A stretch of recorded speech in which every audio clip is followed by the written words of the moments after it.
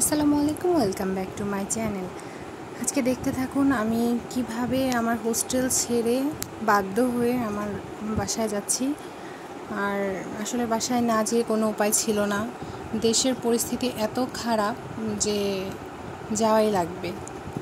তো আমি আমার ব্যাগটা গোছায় নিয়ে রুম টুম পরিষ্কার করে তারপরে মশারি টানায় শুয়ে পড়লাম। দেন আমি সকাল 6:30টার দিকে আমি বের হলাম।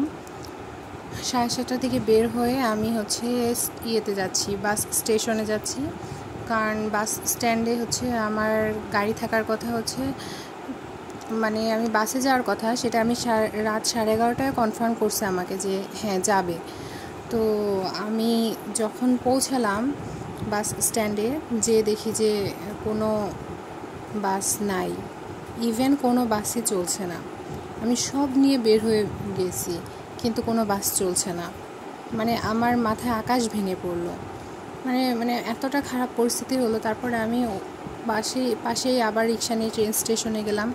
রেল স্টেশনে যে আমি আলহামদুলিল্লাহ যে আমি একটা টিকিট পেয়েছিলাম।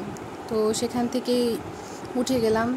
ট্রেনে ওঠার পরে অবশ্য মনটা এত ভালো হয়ে গিয়েছিল যে আপনারা দেখতেছেন যে এত সুন্দর পানি। আমার মনে হচ্ছিল আমি ঘ্রাণ পাচ্ছিলাম পানির, যে মনে হচ্ছিলো যে এখানে মাছ আছে। পানির সাথে কাদার মাটির যে মিশ্রণটা হলে যে একটা সুন্দর স্মেল আসে, সেরকম।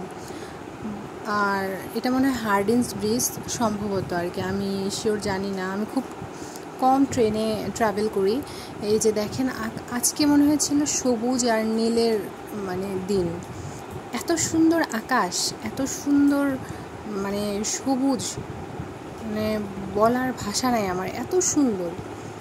অথচ দেশের অবস্থা কত খারাপ। প্রকৃতি কত সুন্দর আর দেশের অবস্থা কত খারাপ। যাই হোক, এসব নিয়ে হয়তো আমাদের কথা বলে কোনোই লাভ নাই, কারণ কিছুই হবে না।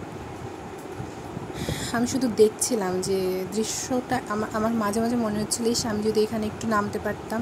ইভেন মানুষ নৌকা দিয়ে চলাচল করতেছে, মনে হয় 3-4টা গ্রাম পুরাপুরি ডুবে গেছে, ওরা নৌকা দিয়ে চলাচল করতেছে। আমি কিছু ছবিও তুলে নিয়েছিলাম। ইভেন এই গ্রামটাতে বেশি পানি ছিল, এরা মনে হয় নৌকা ছাড়া চলাচলই করতে পারে না। এদের অলমোস্ট সবই ডুবে গেছে, বাড়ি ঘরটা ছাড়া আর অলমোস্ট সবই ডুবে গেছে। আমার খুবই কষ্ট লাগছে দেখে। এমনি দৃশ্যটা খুবই সুন্দর, কিন্তু ওদের করুণ পরিস্থিতিটা দেখে খুবই খারাপ লাগছে।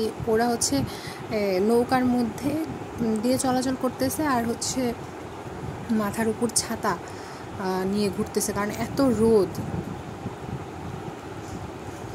খুবই খারাপ লাগলো দেখে যে এত খারাপ অবস্থায় চলাচল করতেছে। যখনই আমি এরকম দৃশ্যগুলো ক্যাপচার করতেছিলাম, আমার মনে হচ্ছিল যে এটা কোনো ছবি আঁকা নয়, একটা গ্রাম। তারপরে তো আমাদের ট্রেনটা থামলো, তার পাশ দিয়ে আরেকটা ট্রেন যাচ্ছিল, আর তারপরে আমরা চলে আসলাম একটা খুবই সুন্দর একটা জায়গা। এত গাছ ছিল, এত গাছ, কি বলবো। অলমোস্ট যমুনা সেতুর কাছাকাছি চলে এসেছি। দেখেন, যমুনা সেতুর যমুনা সেতুর পাশে আরেকটা সেতু করতেছে, সেটা ট্রেন যাওয়ার জন্য। কারণ এখন যেটা দিয়ে ট্রেন যাচ্ছে এটা খুবই রিস্কি, এটার কোনো রেলিং নাই, এই জন্য নতুন করে ওই পাশে আরেকটা বানাচ্ছে। তো দেখে মনে হলো অলমোস্ট বানানোর কাজ শেষ। তো এই জায়গাটায় কিন্তু সেতুর উপরে কিন্তু ট্রেন খুবই স্লোলি চলে। দেখেন কত স্লো চলতেছে। আর ওই তো দেখেন, ওটার কাজও অলমোস্ট শেষ। তারপর আবার শুরু হলো জার্নি। এবার ট্রেন চলছে। ইভেন শুধু পানি আর পানি, কিন্তু বিশ্বাস করেন এত পানি, কিন্তু গরম কমেনি, প্রচুর গরম। কি সুন্দর, মনে হয় এখানে একটু গোসল করতে পারলে শান্তি লাগতো। দেখেই মনটা ভরে যায়। এই তো দেন আমি ট্রেন থেকে নামলাম। ট্রেন থেকে নামার পরে আমি একটা রিক্সা নিলাম, আর এই ট্রেনটা ছেড়ে চলে যাচ্ছে।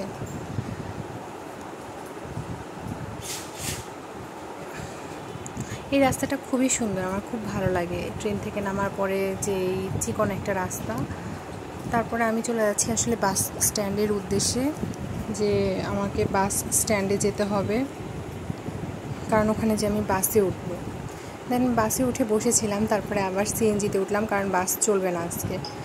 ফাইনালি আজকে আমি চলে আসলাম আমার গন্তব্যস্থলে। এবার আমি একটা রিক্সা নিয়ে চলে যাব আমার বাসায়। এই যে জায়গাগুলো দেখছেন, এগুলা মানে হয়তো রাজশাহীর মতো এত সুন্দর না, কিন্তু আমার কাছে এগুলাই বেস্ট, আমার কাছে এটাই বেস্ট। আমার এলাকায় আমার কাছে সবচেয়ে ভালো। এখানে যে শান্তিটা আছে সেটা আর কোথাও নাই, সত্যি কথা। এই তো আমার আম্মু আমার লাগেজটা নিয়ে যাচ্ছে। দেন এই তো আমি বাসায় চলে আসলাম। এবার আমার শান্তির জায়গায় আসলে ঢুকবো। Bye bye.